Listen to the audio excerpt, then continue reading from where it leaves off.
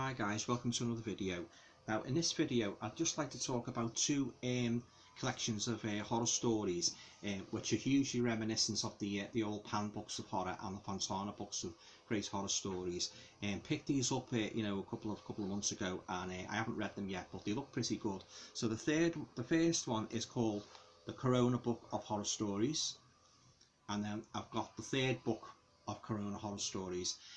Unfortunately, my local bookseller didn't have the second volume, but I probably ordered it maybe online at some point. So yeah, so when I seen these on the shelves that are put together by Lewis Williams, I just had to pick them up because I love books of short horror stories. I actually grew up with them. Used to borrow them from my local library, and yeah, I'll just read you the back of this one just to give you an idea of its contents.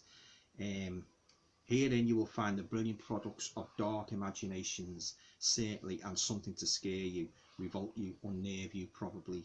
It depends on how jaded and degenerate a soul you are. What we can promise you is a wealth of new writing talents with a variety of different takes on what can constitute horror. You will meet horror that is graphic or merely sinister, supernatural or natural, where the source of the horror is all too human. There's the tale of the breakfast that is life-changing and not in a good way. The story of the loner whose obsession in life is keeping parasites, among many more dark delights to be found inside.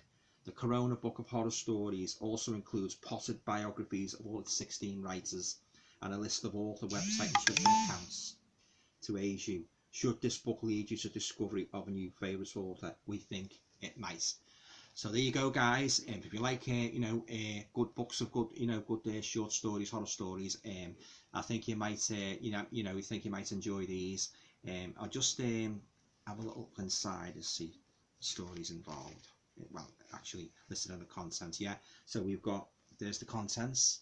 So we've got like the likes of stories like Nizzy's Egg, Ticks, The Tale of Samuel and Gordon, I'll Rot Your Teeth, Doing Time, Health and Safety Issue, Bad Boys Don't Get Desserts, Castle of Loon, Baby's New Body, and as I say at the end, you've got author biographies, list of author website and Twitter accounts, which can be very useful, if you want to find out more about any particular author. I think these would be very useful to you. I believe they've also done a book, the Corona Book of Great Ghost Stories. I'll just check inside.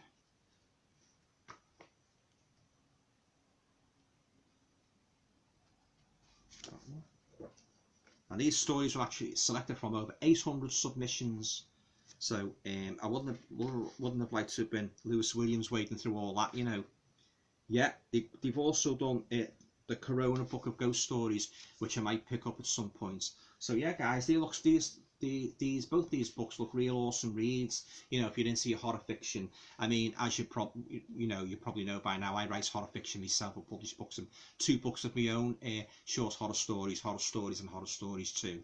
And I hope to actually do a third one at some point. But in between writing myself a course, I'm always on the lookout for a good book of horror stories, and both of these certainly seems to fit the bill. I haven't read them yet. I've got a couple of books like in the line I've got to get through, but once I've read them, I'll start these. They look really good reads, and I love the covers as well. Fantastic covers. So yeah, guys, these could be, if you never know, these could be the next Pan Books of Horror Stories. Let's hope they do more of them. They look really good. So I'm looking forward to reading these. Wide range of different kinds of horror stories, which is something I always welcome. But ghosts, all kinds of horror stories, vampires, werewolves, all kinds of things really. So yeah, looking forward to these. So the Corona Book of Horror Stories. There you go, guys.